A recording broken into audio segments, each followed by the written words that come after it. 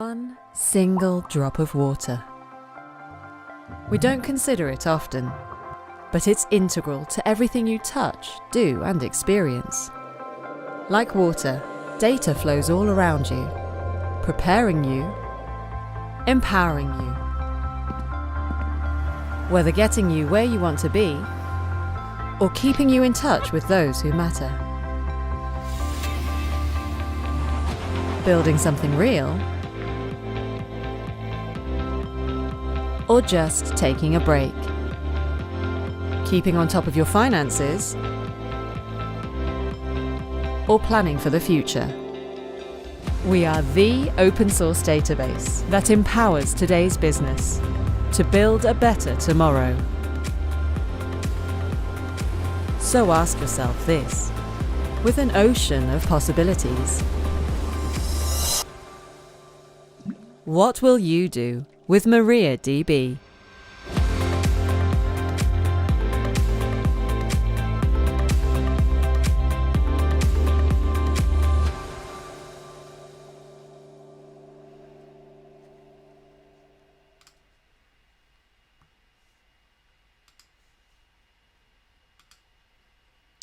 Bonjour à tous, je suis Sébastien Giraud. Laissez-moi vous présenter aujourd'hui la plateforme MariaDB X5. Cette plateforme, je vais vous présenter en quoi elle est révolutionnaire, vous allez voir, on va découvrir ensemble ce qu'on a implémenté, ce qu'on a ajouté dans cette plateforme. Vous allez voir, ça vaut le détour, sincèrement, croyez-moi. Donc je vous propose donc sans plus attendre de débuter et de découvrir ce qu'il en est. Donc un petit agenda avec tout d'abord une vue généralisée de cette plateforme, qu'est-ce qu'il en est, qu'est-ce qu'elle apporte, comment elle est constituée, comment elle fonctionne, puisque comprendre comment elle fonctionne, c'est aussi comprendre d'une certaine façon qu'est-ce qu'elle va vraiment vous apporter. Voilà. Donc au sein de cette plateforme, on va voir les différentes briques qui constituent cette plateforme, c'est-à-dire MariaDB Enterprise Server 10.5, Column Store 1.5, MaxScale 2.5 et Expand. Vous vous en doutez, notre nouveau moteur introduit dans cette plateforme. Ce nouveau moteur, le moteur Expand, c'est rien de plus que le moteur qui alimente le cloud Samsung. Je vous donne juste l'eau à la bouche pour que vous compreniez bien que cette nouvelle plateforme, cette nouvelle solution, c'est vraiment quelque chose de nouveau qu'on souhaite vous proposer. Voilà. Alors commençons cette plateforme, voici comment elle se constitue. Tout simplement, on va intégrer en tête de cette plateforme notre serveur, notre proxy intelligent qu'on appelle MaxScale. On va voir ce qu'on a ajouté dans cette version. On est sur une nouvelle version de MaxScale. Cette nouvelle version de MaxScale apporte vraiment un lot de nouvelles fonctionnalités et de nouvelles réponses qui vont vraiment vous ouvrir la possibilité à de nouvelles solutions en fait. Globalement, c'est aussi la possibilité d'offrir de nouvelles solutions au sein de vos applications pour vos clients. Et ça, on en a bien conscience, c'est pour ça qu'on travaille justement à apporter énormément de contenu dans ces nouvelles versions, puisqu'on va voir chacune d'entre elles apporte vraiment des évolutions majeures. Donc MaxScale, qui est en tête de la plateforme, qui va rerouter le trafic, qui va faire en sorte que cette plateforme soit vraiment dynamique et puisse profiter vraiment de la puissance de l'intégralité de cette plateforme. L'intégralité de ses constituants vont être mis en œuvre dans chacune de vos requêtes. Cette solution, c'est une solution qui se veut adaptable, universelle, c'est-à-dire qu'elle va pouvoir traiter à la fois des transactions et de l'analytique. De la même façon, on va pouvoir traiter et du relationnel et des documents. Globalement, on va faire face à tout type de charge de travail. Et cette plateforme, c'est vraiment une solution qu'on veut universelle. C'est aussi une solution que l'on souhaite scalable. L'idée, c'est vraiment de proposer une solution qui va répondre à toutes les charges, y compris l'évolution de ces charges. Globalement, cette plateforme vous permet d'évoluer et de faire évoluer les charges de travail qui vont être prises en charge. De la même façon, au niveau de son architecture, on est sur une architecture qui va prendre en charge tout type de besoins, tout type de base de données. On va voir plus en détail tout à l'heure comment ce qu'il en est. Et globalement, cette architecture, c'est une architecture qui va permettre de répondre à des besoins très spéciaux, très spécialisés, avec une utilisation qui va rester tout le temps la même. Cette plateforme, comme je vous l'avais certainement deviné, c'est le regroupement à la fois de MariaDB Enterprise Server, MaxScale, Column Store et Expand. Bien évidemment, vous avez la possibilité d'utiliser d'autres moteurs de stockage, mais on a choisi de vous présenter explicitement ces derniers moteurs de stockage aujourd'hui, pour justement vous prouver et vous démontrer toute la puissance qui peut être utilisée avec ces solutions et ces simples moteurs de stockage. Voilà. Rentrons dans le vif du sujet dès à présent. Maxiel, on va commencer par Maxiel. Maxiel, c'est notre proxy intelligent qui permet d'abstraire l'infrastructure qui est derrière cet accès de type SQL. Via MariaDB, on peut accéder à la base de données en SQL, et derrière, on peut avoir différents types de bases de données. Ça va abstraire vraiment toute l'infrastructure. Ce qui fait que le développeur ne va pas se poser les questions sur le type d'infrastructure qui est derrière. Il n'aura pas de sharding à prendre en charge ou d'évolution de la taille de cette infrastructure à prendre en charge. Tout va vraiment être géré directement par notre proxy intelligent. Ce proxy intelligent, il va simplifier le développement, mais aussi l'administration au quotidien. Il va permettre l'expansion de l'infrastructure à chaud le plus fréquemment du temps. Globalement, c'est une solution qui va répondre à la possibilité d'étendre votre infrastructure de façon dynamique, à chaud, et sans aucune interruption de la production, bien évidemment. Maxiel, c'est aussi une solution qui va vous permettre de router les différentes requêtes.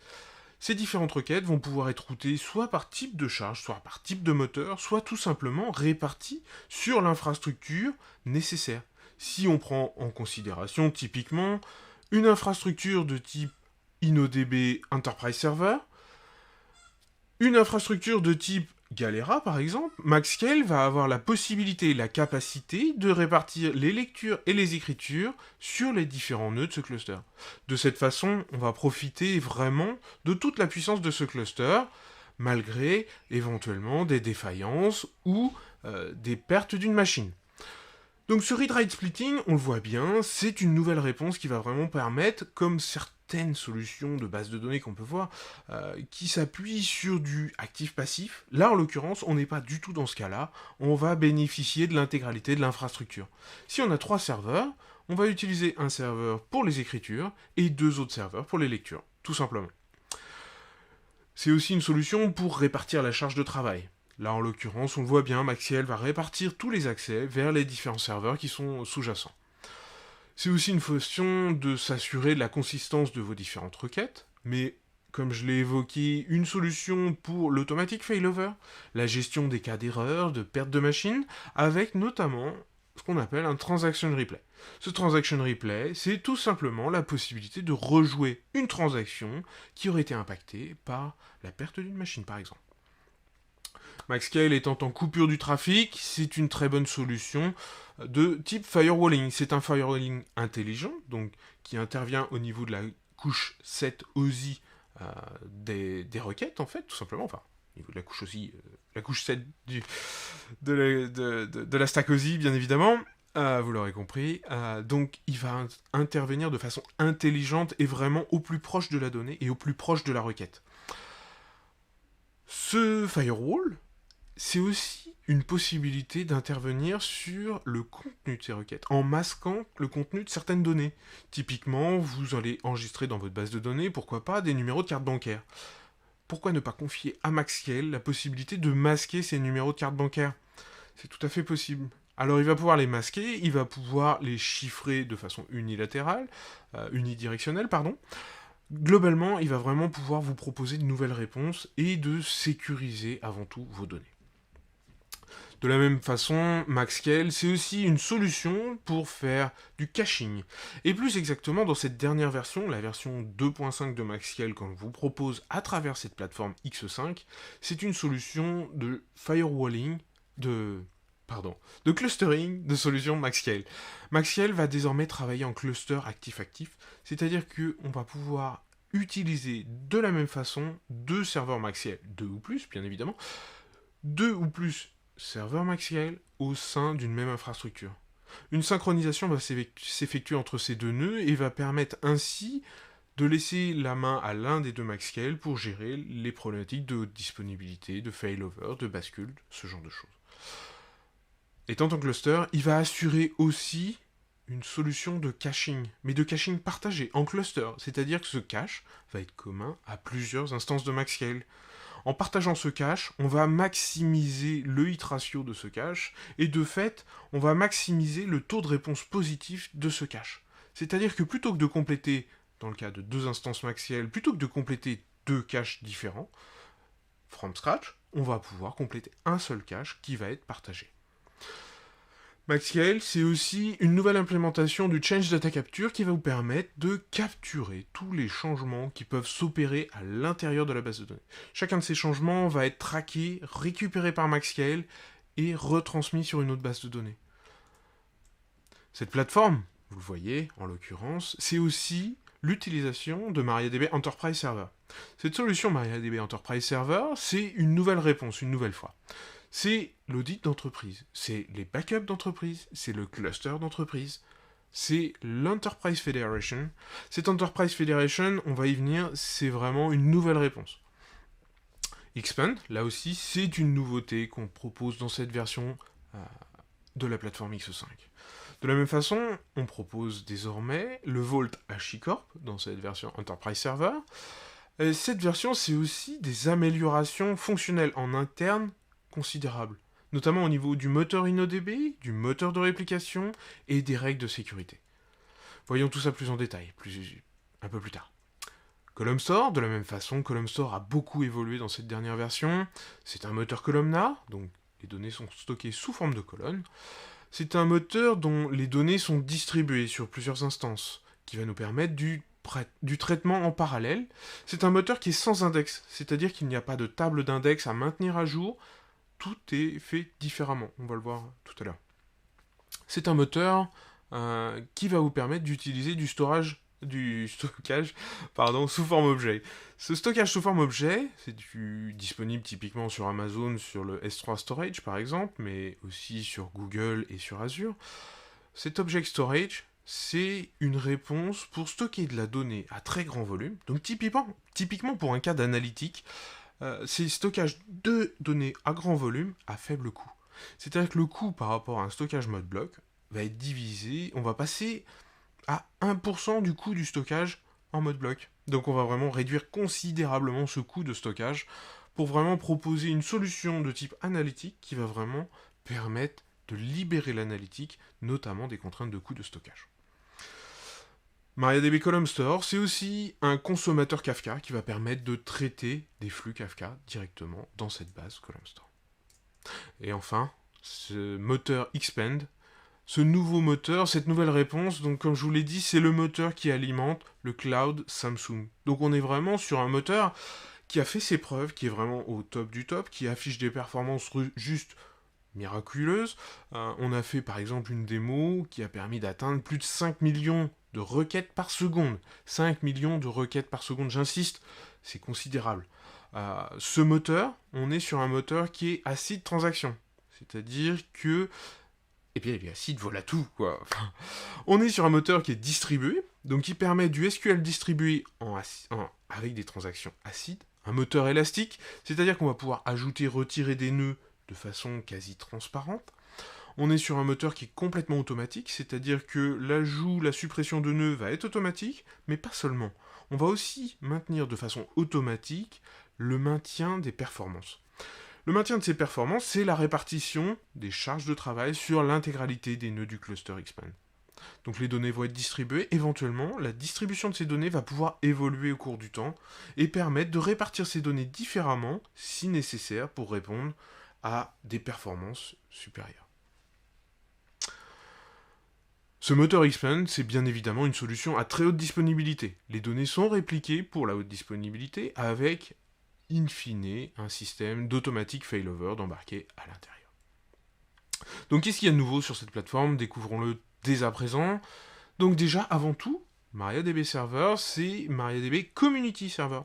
Les nouvelles fonctionnalités qui ont été embarquées dans ce moteur communautaire de 10.5 sont notamment un certain nombre de fonctionnalités de type Oracle, notamment au niveau JSON. La possibilité d'agréger des objets en JSON, d'agréger des tableaux en JSON, tout ça c'est désormais possible, y compris dans cette version communautaire. La fonctionnalité de returning, whole, cycle, l'application time period, c'est-à-dire le fait d'avoir une période de temps donnée pour une donnée, mais aussi l'alter table qui va permettre de renommer un index, une colonne, à show.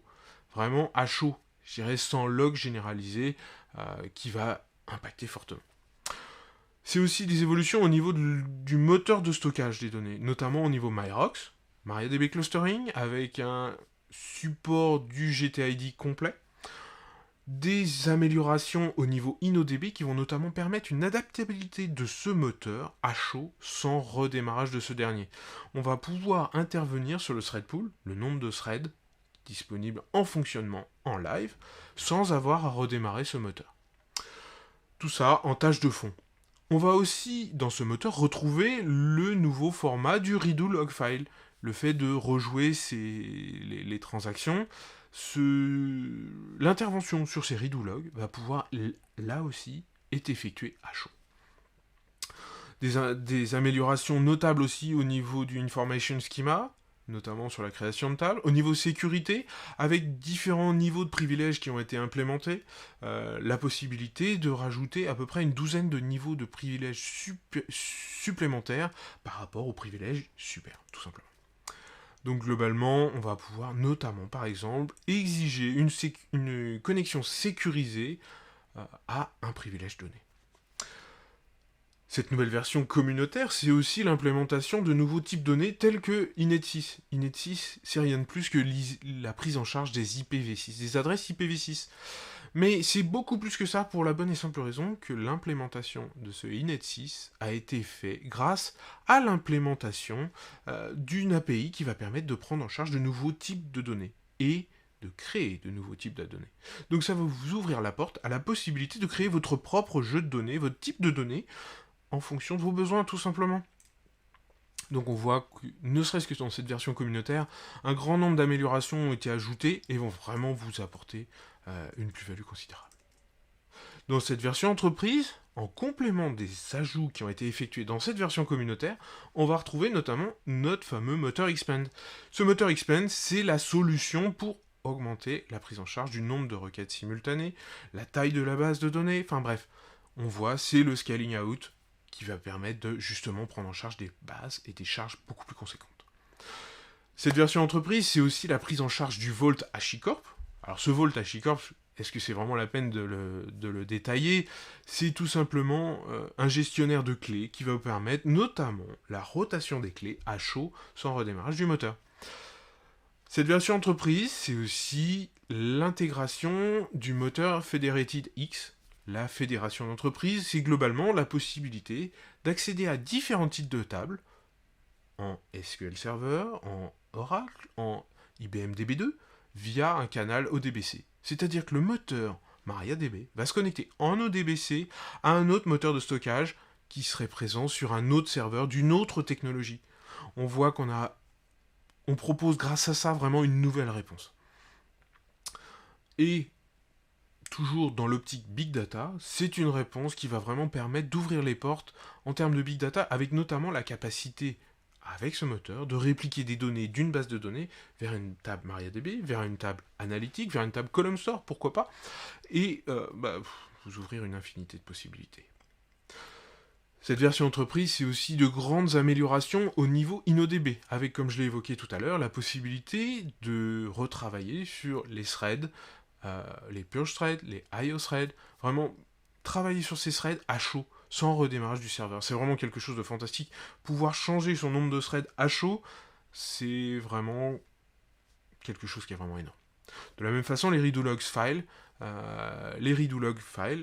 ces fichiers de redo log, on va avoir la possibilité d'intervenir sur ces fichiers, de les redimensionner et de les adapter aux besoins, notamment engendrés par les conditions du run de la prod. Au niveau des améliorations dédiées au clustering, on va retrouver notamment cette black box. Cette black box, c'est tout simplement la centralisation de tous les logs, de tous les nœuds d'un même cluster, justement pour pouvoir les analyser facilement. Travailler sur 5 machines en même temps pour pouvoir analyser ces logs-là, dans certains cas, ça peut être assez complexe, surtout si dans certains cas, on a un décalage temporel d'une machine à une autre. Disons 3 secondes de décalage entre deux machines, et là, ça y est, c'est la catastrophe. Pour consulter les logs, ça devient compliqué.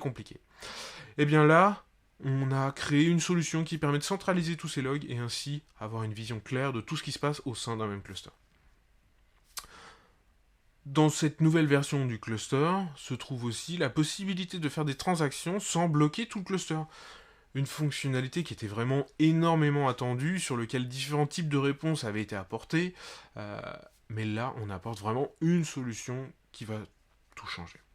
Alors bien évidemment, je ne l'ai pas forcément évoqué, une nouvelle doc d'entreprise a été proposée, qui est disponible via mariadb.com/docs, qui va vous permettre justement d'avoir une doc complètement refondue. Nombreux clients nous avaient fait part d'un certain manque sur la doc existante. Et bien là, c'est fait, on a refondu tout notre système de gestion de documentation. Je vous incite à aller le voir, il est complètement nouveau, design et tout, joli. Bref. Au sein de cette plateforme X5 se trouve aussi Column Store 1.5, dans lequel on a là aussi énormément travaillé dans cette release pour notamment simplifier l'installation et la configuration d'un cluster Column Store. Précédemment, dans les anciennes versions, on devait faire appel à différents scripts de post-installation pour configurer notre cluster. Avec différents scripts, Bref. On a supprimé ces scripts, on a ajouté la gestion d'un service systemd, et on a ajouté une API REST qui va permettre la gestion de ce cluster. Cette API REST va nous permettre de justement supprimer tous ces scripts de gestion du cluster en faisant appel uniquement à cette API REST. De fait, notre connexion à base de connexion SSH entre les nœuds n'est plus requise. Tout va se passer par cette API REST. De nouveaux outils sont apparus, MCS Get Config, MCS Set Config, qui vont vous permettre justement de gérer ce cluster. Et enfin, ont été ajoutés la possibilité de changer le moteur de stockage d'une table. Imaginez, vous avez une table qui est stockée en InnoDB, vous avez la possibilité en une ligne de commande de faire un alter table et de changer cette table en column store. Alors un cas d'usage fréquent, c'est de dupliquer une table, puis ensuite de changer le moteur de stockage. Là aussi, une nouvelle fois, la doc est disponible, mariadb.com/docs. Je vous incite à aller la consulter, elle est complètement retravaillée. MariaDB MaxScale 2.5, alors là aussi, un grand nombre d'améliorations ont été implémentées dans ce moteur, avec notamment la possibilité d'utiliser une interface graphique pour configurer ce moteur.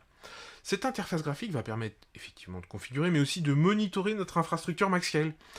Cette infrastructure, on va pouvoir la visualiser dans cette nouvelle interface. Là aussi, c'était quelque chose qui était fortement attendu par nos clients. La voici, elle arrive dans cette version 2.5. On a notre interface graphique. Là aussi, c'est une interface graphique qui est dispensée via une API REST. Donc globalement, on a une API REST qui va nous permettre deux canaux de communication avec cette API. À la fois une communication via du web pour manager, configurer notre infrastructure, et une API REST qui va nous permettre de reconfigurer au besoin notre architecture et notre infrastructure. Là aussi, dans cette version 2.5, va être proposé le monitoring coopératif. Ce monitoring coopératif, qu'est-ce que c'est ? C'est tout simplement la possibilité de déployer plusieurs instances de MaxScale en haute disponibilité, avec la possibilité de faire du scaling up, scaling down, de ces différents MaxScale. De cette façon, toutes les instances MaxScale vont pouvoir router les requêtes, et à ce moment-là, une seule instance va gérer tout ce qui est failover, rejoin, toutes les opérations de manipulation de nœuds au sein du cluster vont être effectuées par une seule instance MaxScale. Cette seule instance MaxScale va utiliser une fonctionnalité qu'on appelle le getLock. Ce getLock va permettre de verrouiller les modifications sur ce MaxScale. Alors vous allez me dire, on va pouvoir étudier différentes cas de failover, ne vous inquiétez pas, c'est bien pris en charge. On est sur une solution qui est vraiment aboutie, qui est vraiment fantastique. Croyez-moi, elle est géniale. Ce MaxScale 2.5, c'est aussi l'intégration de Kafka, c'est-à-dire qu'il va permettre de streamer tous les changements dans la base vers un Kafka. Alors c'est aussi la possibilité de faire l'inverse, mais là en l'occurrence, on va pouvoir streamer tous nos changements opérés en base de données vers du Kafka. C'est aussi, là aussi, une fonctionnalité majeure, l'intégration avec Redis. Imaginez, vous avez votre MaxScale qui partage un cache commun, sur lequel on peut le connecter directement à Redis. Votre base fait 100 gigaoctets, disons. On va tout simplement pouvoir intégrer un query cache au sein de Redis qui va prendre en charge, pourquoi pas, 200 gigaoctets de cache Redis. Et là, à ce moment-là, toutes vos requêtes en base de données vont être stockées dans ce query cache, et vous allez juste multiplier à l'infini les performances que vous allez pouvoir proposer à votre application. De la même façon, Maxscale a été intégré dans cette API REST proposée par Column Store. De cette façon, Maxscale va là aussi pouvoir gérer un cluster Column Store et gérer les flux à travers ces différents nœuds Column Store. Alors bien évidemment, je ne l'ai même pas noté ici dans ce slide, mais c'est aussi la possibilité de gérer un cluster Expand. On le voit, Maxscale devient vraiment notre tour de contrôle et va gérer l'intégralité des produits intégrés au sein de cette plateforme X5. Alors faisons un focus maintenant justement sur ce fameux moteur, le moteur Expand. Voyons ce qu'il en est. C'est un moteur de SQL distribué. Donc on est sur une architecture de type Shard Nothing. Tous les nœuds vont être d'une certaine façon indépendants. On est sur un moteur qui va permettre de distribuer les transactions, qui va être complètement élastique. On ne va pas rajouter, supprimer un nœud, tout ça on va le voir tout à l'heure comment ça s'organise. Avec un automatique failover, là aussi on va le voir par un petit schéma comment ça s'organise. On est sur un moteur qui va s'auto-équilibrer, c'est-à-dire que la charge va s'auto-répartir, on va le voir tout à l'heure aussi. On est sur un moteur intelligent, donc un moteur en 2 briques, une Smart Engine MariaDB et notre moteur de stockage Expand, tous les deux estampillés Expand, bien évidemment. Sur ce moteur Smart Engine, les requêtes vont être distribuées au sein de ce moteur et s'appliquer à toutes les bases, pas seulement à la database. Globalement, on va pouvoir effectuer des jointures au sein de ces différents moteurs, comme tous les moteurs de stockage proposés par MariaDB. Globalement, ce moteur, c'est aussi la possibilité de bénéficier de toutes les avancées majeures proposées actuellement par MariaDB. Le PLSQL qui était proposé par MariaDB, notamment sur l'InnoDB, est disponible bien évidemment aussi sur ce moteur Expand. Les fonctionnalités JSON, le Window Functioning, le Command Table Expression, les User Defined Functions.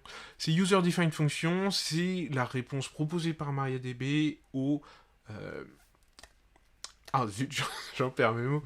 C'est la réponse à MariaDB pour intégrer vos fonctions personnalisées, notamment en C et C++. Voilà, on voit que c'est vraiment une fonctionnalité qui est majeure, qui permet vraiment d'apporter vraiment beaucoup de customisation à ce moteur. Les bénéfices, c'est notamment en termes de développement, c'est-à-dire qu'on ne se prend pas la tête en termes de développement, qui est question de sharding, de consistance, de haute disponibilité, de scalabilité, tout ça, c'est un seul point d'entrée. Aucune inquiétude au niveau développement, il n'y a pas de shard à gérer comme ça pourrait être le cas avec différents autres moteurs. Là, tout est pris en charge directement par le moteur. Au niveau opérationnel, c'est la même chose, ça simplifie grandement les opérations, puisque là, tout simplement, la charge de travail est prise en charge par notre moteur. On ajoute, on supprime des nœuds éventuellement, mais tout le reste va être effectué automatiquement. Voici une cartographie qui permet de mieux comprendre comment tout ça fonctionne. Au niveau InnoDB, toutes les lignes sont répliquées sur chacun des nœuds. On le voit là ici, chaque ligne est présente sur tous les nœuds. Côté Expand, on est un peu différent. C'est une répartition là aussi par ligne, mais sur chaque ligne qui va être présente sur chacun des nœuds. Plus exactement, chaque ligne ne va être présente que sur un nœud. Column Store, là, une distribution par colonne qui va nous permettre de répondre à notre besoin de type analytique en proposant un stockage par colonne. Au niveau du déploiement proposé par Expand, comme je l'ai évoqué tout à l'heure, on a un Smart Engine et un moteur de stockage. Tous ces nœuds Expand vont tous communiquer ensemble, bien évidemment. Et si on prend un cas d'usage, un cas d'exemple, si on prend un cluster 5 nœuds, voyons ce qui se passe. On va vouloir typiquement updater mon profil, le profil de Sébastien, qui va se trouver sur le nœud 1. Si on fait appel au nœud 2 pour updater le profil de Sébastien, on voit qu'en fait ce nœud 2 va faire appel au nœud 1 et updater ce profil. Ensuite, bien évidemment, les mécanismes de réplication et ainsi de suite vont faire en sorte que cette donnée va être répliquée en temps réel sur le nœud 3 et le nœud 5. On est sur de l'acide, donc ce qui est effectué sur le nœud 1 va être effectué en même temps sur les nœuds 3 et 5. De la même façon, si on veut lire le profil de Sébastien, eh bien, si on passe par ce nœud 2, il va aller interroger le nœud 1. Voilà. Voilà comment ça fonctionne, tout simplement. Comme je l'ai évoqué, c'est un système complètement automatique qui se rebalance automatiquement et qui se répartit automatiquement. Cas d'usage, on ajoute un nœud à notre cluster, les slices vont se répartir sur ce nœud, mais aussi les réplicas. De cette façon, on va toujours avoir une solution à très haute disponibilité. De la même façon, si on perd un nœud, qu'est-ce qui se passe? On va récupérer les réplicas qui sont stockés localement et recréer des copies de chacun de ces réplicas pour pouvoir permettre de répondre aux slices manquants et ainsi assurer la haute disponibilité requise. De la même façon, on va repeupler ces réplicas manquants pour toujours être en condition d'assurer une très haute disponibilité. Voilà. Cas de pic de charge, on voit que là, on va solliciter fortement notre nœud 1 dans le cas de cet exemple. Qu'est-ce qui se passe? Tout simplement, Xpand va répartir ses slices pour permettre d'utiliser l'intégralité de cette infrastructure. On le voit, c'est vraiment un moteur qui va vraiment complètement changer la donne. Et avant tout, je tiens à vous remercier pour votre attention et surtout, n'hésitez pas à nous contacter, notamment via le site mariadb.com. N'hésitez pas à cliquer sur « Contactez-nous ».